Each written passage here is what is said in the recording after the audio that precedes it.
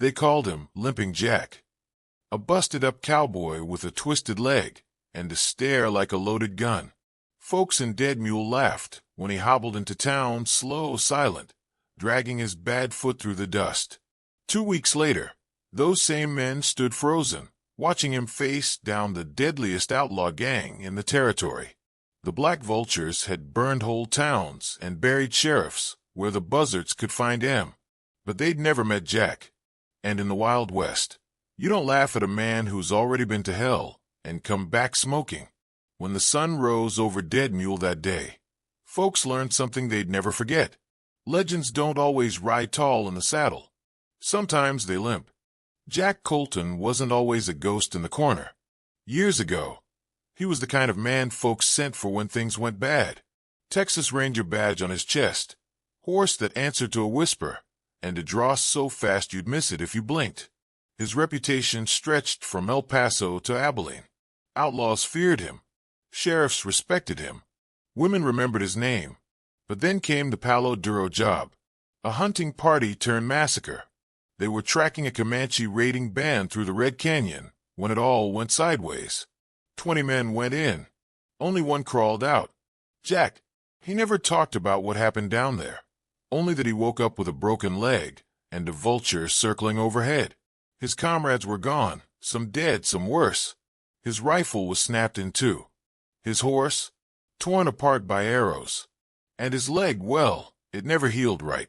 He walked with a stiff drag now. Bone set wrong. Knee barely held together with luck and leather. By the time he reached civilization, he was just another limping has-been. The Rangers cut him loose. Said they were restructuring. That was a polite way of saying, you're done. Jack wandered for years. 12 towns. 100 nights under stars he stopped naming. Always moving. Always quiet. Always with a battered revolver he never touched unless he had to. Then one dusty evening, he came to Dead Mule. The town wasn't much. One crooked sign, one dusty street. A row of clapboard buildings listing in the wind. A general store with a cracked window. A saloon with batwing doors that creaked like a dying horse. There was a blacksmith who drank too much, a preacher who preached too little, and a sheriff who spent more time napping than patrolling.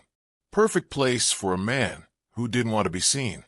Jack rented a small room above the saloon. Paid weekly. Cash only. No questions asked. Most days, he worked behind the stable or in the back room, fixing leather gear for ranch hands who didn't care who he used to be. He cleaned saddles, mended straps, patched boots. His limp made things slow, but his hands were steady, sharp, precise. Nights, he sat in the far corner of the saloon, same seat, same drink, a watered-down whiskey he never finished. He watched, always watched. The town gave him a name, Limping Jack. Sometimes Old Jack. Or just that broken fellow with the stare. The laughter wasn't cruel, not always. More like the kind small men use to forget how weak they are. No one expected much from him. Certainly not a fight. If he had a past, they weren't interested. Except Annie.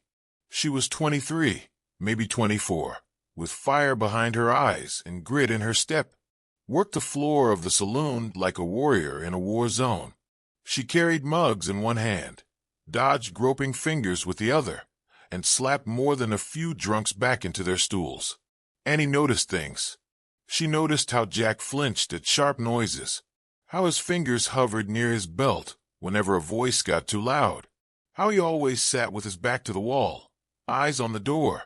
She started bringing him fresh bread with his drink, started asking questions no one else dared. "You used to ride, didn't you?" she asked one night. Jack didn't answer. She smiled anyway. "Yeah, you got that look." He looked up at her for the first time then. Just a moment. But Annie saw something in those eyes. Not pity.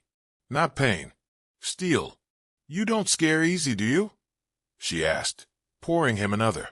Jack didn't reply, but the corner of his mouth twitched, just barely. That was enough for her. Annie didn't laugh when the others did, didn't whisper behind his back. And when a drunk tried to pick a fight with Jack one night, She was the one who stepped between them and said, "You picking on the wrong ghost, mister." For the first time in a long time, Jack let himself believe something. Maybe this place could be enough. A quiet town, a girl with a sharp tongue, a few coins a day, and silence, blessed silence. But peace never lasts long out here. Not when buzzards start circling. And that silence, it was about to break. They came in at dusk. 5 riders, black dusters, long shadows.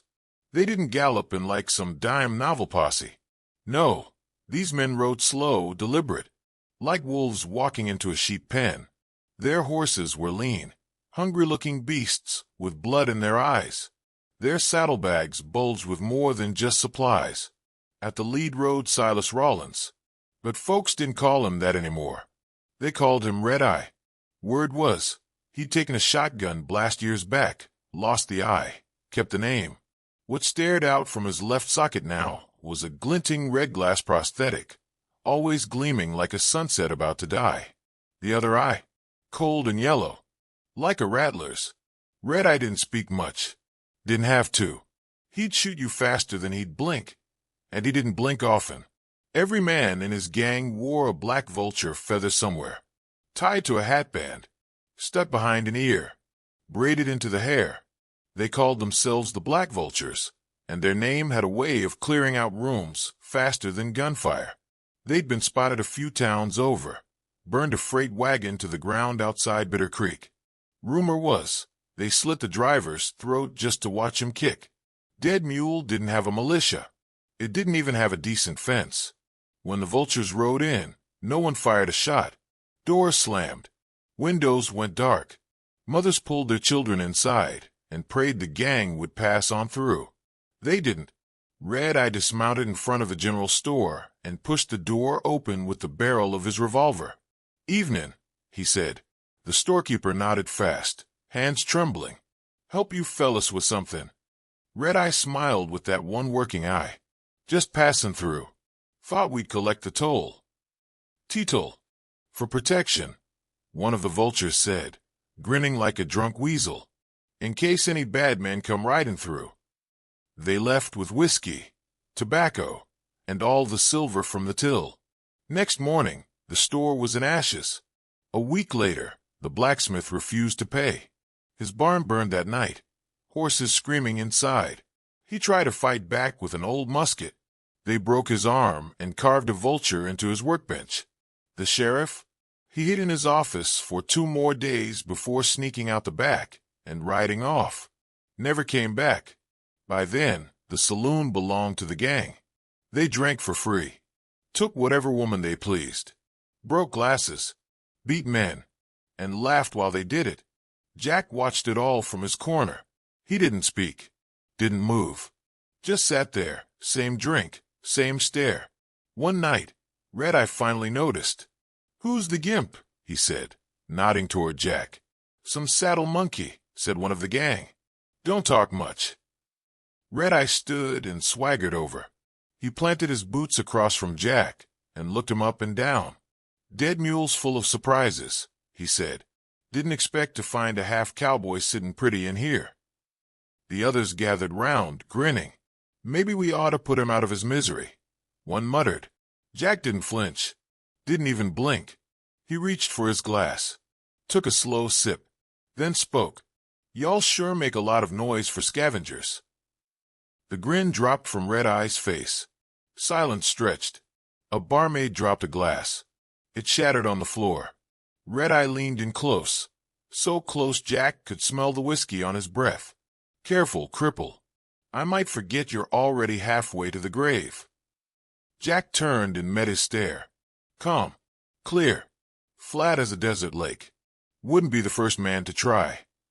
For a second, just 1 second, something passed between them.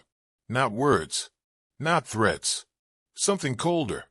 Red Eye stepped back with a scoff. "You got grit. I'll give you that." He turned to his men. "But grit don't stop bullets." They laughed as they left, but it sounded a little thinner than usual. From that night on, everything changed. The next morning, Jack found his saddle sliced clean down the middle. The leather hung in shreds, like dead skin off a sunburnt steer. His boots, worn but well kept, had been slashed across the soles, right where no man would see till he took a step and felt the grit bite his feet. And pinned to his door frame, a single black vulture feather, stuck there with a bone-handled knife. He pulled it free without a word, didn't curse, didn't storm down the stairs and shout into the saloon like some angry fool. Instead, Jack went to the blacksmith, who now limped himself from a fractured shin, and bought a new pair of boots. Paid double, said nothing. Then he headed out past the edge of town, down into the canyons, and didn't come back until the sun had melted over the horizon. This went on for days. Jack, quiet as a whisper, disappearing into the gullies and dry washes where no one dared follow. Some figured he was sulking. Others thought maybe he'd snapped and was looking for a grave to crawl into. Annie, though, kept her eyes on the horizon each night until he returned. "You building something out there?" she asked one evening, sliding a plate of stew in front of him. Jack didn't look up. "Might be." "You planning something?" A pause. "I was always planning something." She nodded once, then left him to it. But rumors stirred. Some folks claimed he was setting traps. Others swore they saw glints of metal and light signals coming off the cliffs at dusk. A boy swore he heard gunfire echoing through the gulch, but no one else had. Meanwhile, the Black Vultures weren't idle. They took over the town square, forcing shopkeepers to hang their black feather symbol in windows. They turned the preacher's chapel into a gambling den, threw dice across the pulpit, while smoking cigars rolled in Bible pages. When a young boy named Micah was caught stealing a loaf of bread for his sick sister, one of the vultures dragged him into the dirt and pistol-whipped him in front of everyone. The crowd did nothing but look away. That night, Annie found Jack cleaning his revolver. "You saw what they did." He nodded. "Gonna stop it?" He didn't answer, but she saw his jaw clench. That was answer enough. The next day, the sheriff's old office was found open. Not ransacked, just empty. The badge was gone from the hook. The cot stripped clean. Tracks led out the back. He'd ridden out in the night, left the town to the wolves. That same day, two townsmen, brothers named Clem and Roy, tried to stand up. They armed themselves with hunting rifles and marched into the saloon, demanding the vultures leave. They made it 6 steps inside. Clem caught a bullet in the thigh. Roy took 2 in the gut. The vultures laughed as they bled in the dust. Jack helped carry their bodies to Doc Emery's porch. Never said a word. That night, the townsfolk started whispering again. "Why is he still here? He's gonna get us all killed. He's bringing this down on us." But Jack didn't leave. He spent longer in the canyon now. Came back with dust in his beard and blisters on his hands. Annie noticed new cuts along his forearms. A burn mark across his palm. The look in his eye. Harder. Sharper. Like a man drawing a line in the dirt. Then one night, it happened. Annie slapped Red Eye across the face. He'd reached for her as she poured his drink. Too bold. Too rough. And she responded with an open-handed crack that echoed like a rifle shot. The saloon froze. Red Eye's eyes narrowed. His hand went to her throat. "Shoot V done that, girl." She struggled, gasping, face turning red. And that's when Jack stood. The chair scraped back slow. Deliberate. Boots hit the floorboards. The sound stopped everything. Red Eye turned, still clutching Annie. Jack was halfway across the saloon already, his limp somehow steady as stone. "Let her go," he said. Low. Dead calm. Red Eye grinned. "You gonna make me, old man? I'll give you one chance." There was something in Jack's eyes then. Something that stopped 2 of the vultures from reaching for their guns. Red Eye wasn't one to be cowed. He shoved Annie aside and drew. He was fast. But Jack was faster. A single shot cracked through the room. Red Eye's pistol flew from his hand, clattering to the floor. Smoke curled from Jack's revolver. His arm never shook. He holstered the weapon and stepped over the gun at his feet. "You boys got 2 days to leave town," he said, voice like gravel. or we finish this." And with that, he turned and limped away. No one laughed. Not anymore. They didn't leave. Not after 2 days. Not even after 3. The Black Vultures stayed put, drinking, laughing, spitting in the dirt like Jack's warning had been nothing but wind. But something had shifted. They weren't as loud, didn't swagger quite so wide.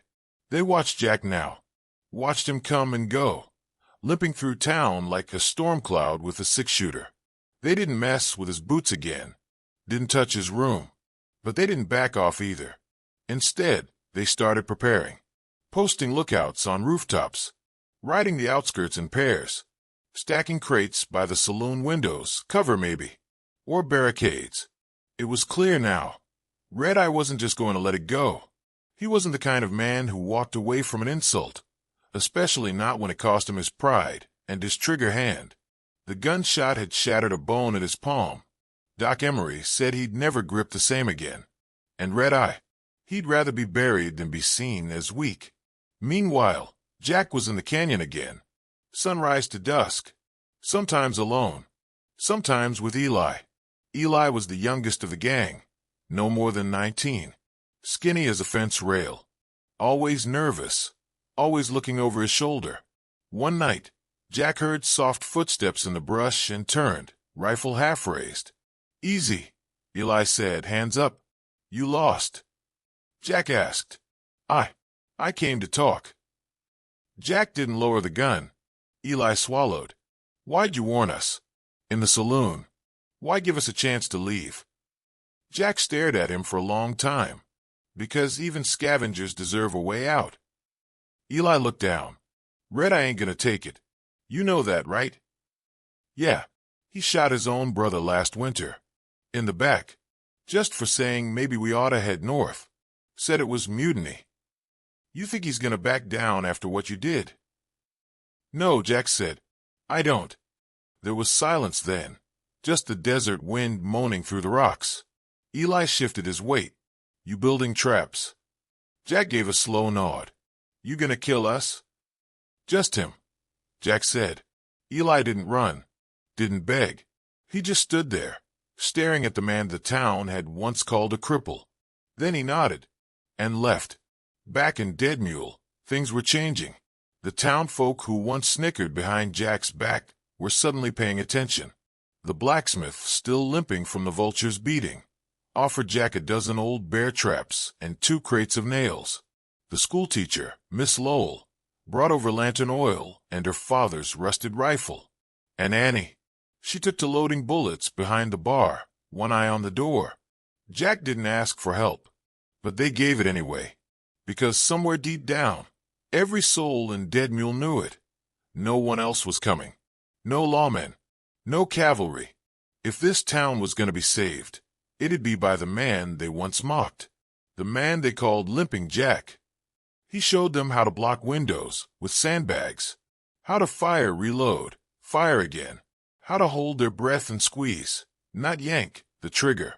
He walked the rooftops, marking escape routes with lanterns and chalk. He taught the preacher to lay tripwires. He taught the mayor's wife to aim for the chest. When a few townsmen hesitated, still fearful, still waiting for someone else to take the lead, Jack spoke. "I've seen men die with a gun still in their holster. I don't aim to join him." And that was that. They built barricades in the church, tied ropes across alleyways, lined the rooftops with buckets of rocks and pitch. Every man, woman, and child in town knew what was coming, knew the vultures weren't bluffing. And Jack limped through it all like a general surveying his troops, quiet, focused, relentless. He sharpened his knife, cleaned his rifle, checked the pit traps by moonlight. And on the morning of the 3rd day, the morning after the deadline he'd given Red Eye, the town awoke to silence. No birds, no wind, just stillness. Jack stood in the center of the street, eyes scanning the horizon. Behind him, Dead Mule was ready, every rifle loaded, every heart pounding. The trap was set. All that remained was the first rider. The sun crested over the hills like a brand-new coin, bright, golden, and utterly indifferent to the blood that was about to be spilled. Dust rose in the distance. 5 riders. Same black dusters. Same grim shadows. But they weren't laughing now. The Black Vultures rode in slow. No need to rush. This was a message, not a raid. A lesson written in lead. Jack stood waiting in the middle of the street, hand resting near his hip.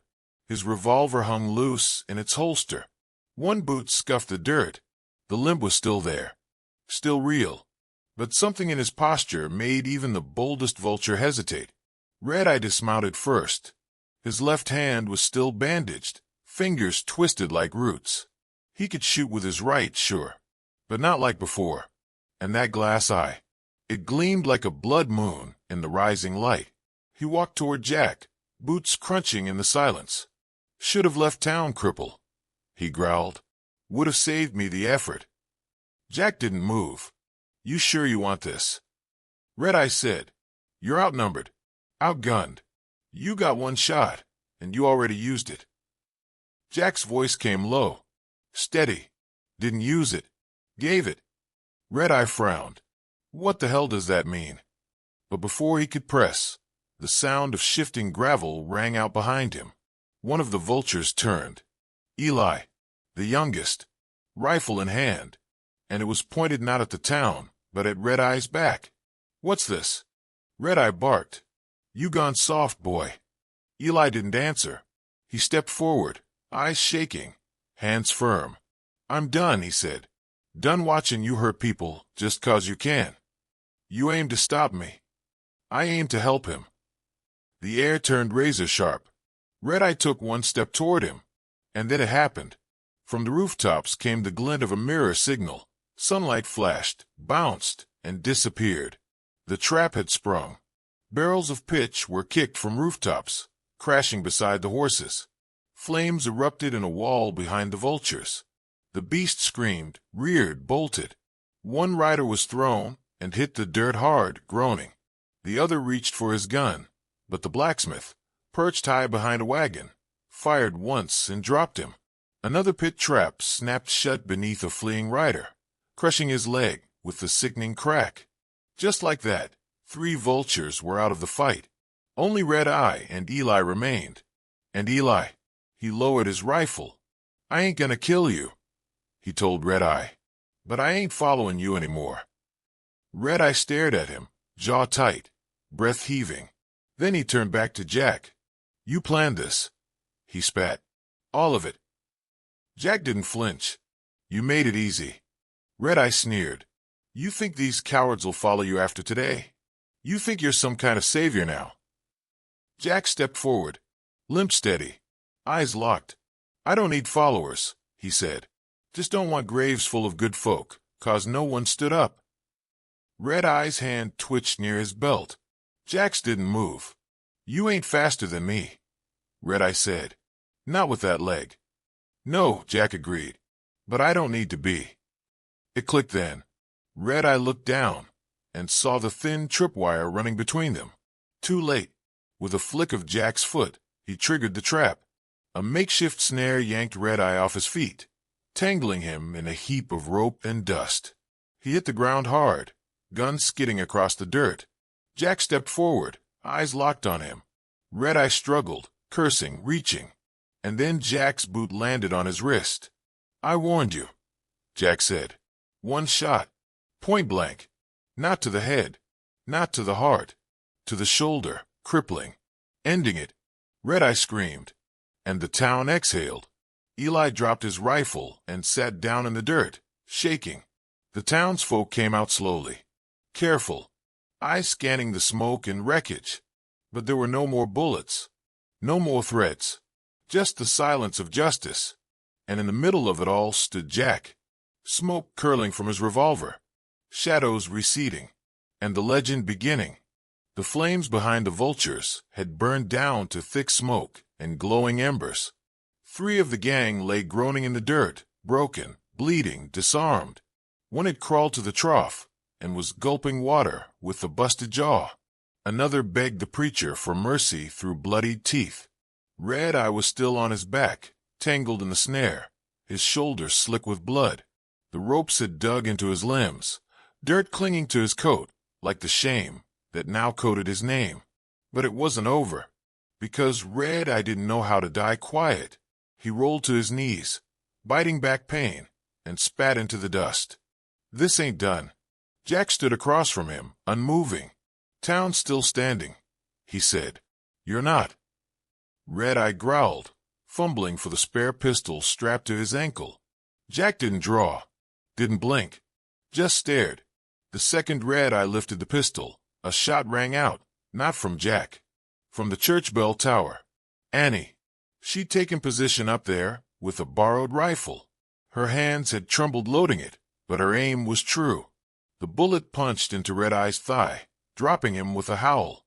He writhed in the street, screaming curses that turned to sobs as blood soaked his leg. Jack walked toward him, each step slow, measured. The limp never looked more deliberate. He stood over the fallen outlaw and stared down like a judge at sentencing. "You came here thinking this town was weak," Jack said, voice low, "thinking no one would stand in your way." Red-Eye spat again, face twisted with hate. "You're just a cripple." Jack crouched, wincing slightly as his bad leg bent, and leaned in close. "You're damn right I am." Then he stood, turned, and faced the town. It was the first time they'd seen him in full light. The scar that snaked down his jaw, the old ranger badge tucked into his belt, worn and tarnished, but still there. He holstered his revolver, and the town folks slowly emerged from alleys and doorways, their faces marked with shock, awe, and something else. Pride. The blacksmith dropped his hammer and gave a sharp nod. The preacher crossed himself. The schoolteacher wiped her tears and whispered, "He did it." Annie climbed down from the bell tower, rifle slung over her shoulder. She walked right up to Jack, dust in her hair, eyes still wide. "You all right?" she asked, voice soft. Jack looked around at the wounded, the smoke, the townsfolk huddled together, and nodded once. "I am now." The people of Dead Mule gathered in a wide circle around Red-Eye and what was left of his gang. Jack didn't say another word. He didn't need to. The townsfolk disarmed the outlaws, bound their hands, and tossed their weapons into the trough. Eli stood apart, hands raised. "I'm not one of them anymore," he said. Jack looked at him for a long beat, then gave a single nod. The kind of nod that meant, "You'll have to earn your place. But maybe, just maybe, you've got a shot." That night, Dead Mule didn't celebrate. Not with noise, anyway. They swept the streets, tended wounds, buried 2 good men who didn't make it through the fight. But something had changed. Something deep. They weren't just survivors anymore. They were a town. And at the center of it all, leaning on a cane Annie carved from an old fence post, stood the man they once laughed at. No badge. No title. Just Jack. Limping Jack. The sheriff never came back. No one sent word. No one rode after him. Truth be told, no one missed him. Dead Mule didn't need a man who ran when the fire got close. They needed someone who'd stand their ground. They offered Jack the badge. Twice. First from the mayor, who'd spent the standoff hiding behind a whiskey barrel, and then again from the preacher, who swore it was God's will. Jack turned it down both times. "Suits better men," he said, tying his saddle tighter than it needed. But he didn't leave. Instead, he helped rebuild. Hammered boards with a steady hand. Showed young boys how to clean a rifle without blowing off a finger. Showed the girls how to plant their heels and stare down a liar. And he kept a saloon, but it changed too. No more gang claiming the back table. No more barkeep ducking under the bar every time a stranger raised their voice.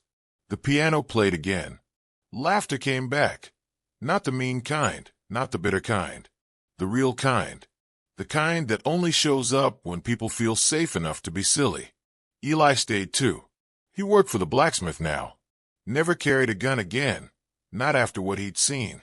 He still flinched when boots scuffed too loud, but his hands were strong, and his conscience stronger. The Vultures? What was left of them stood trial in Fort Parsons. Red-Eye lived, though he walked with a cane and a grudge. But legends fade quick when they're beaten by a man with a limp. Jack never spoke about it afterward. When kids asked him how he got so fast, he'd shrug. When you've been slow your whole life, he'd say, you learn to make that first move count. They still called him Limping Jack. That name never left. But it didn't mean what it used to. Not anymore. Now, it was spoken with a kind of reverence. Like a campfire story. Like a lesson. Because Jack Colton didn't ride into Dead Mule to be a hero. He came to disappear. But when the wolves circled and the vultures landed, he didn't run. He stood. And in doing so, he gave the town something they hadn't had in years. Hope. A man can be broken. A man can be scarred. But as long as he stands tall when it counts, he ain't done yet. And out there, where the dust never settles and the sky stretches forever, legends walk with a limp. Tales from the dusty trail.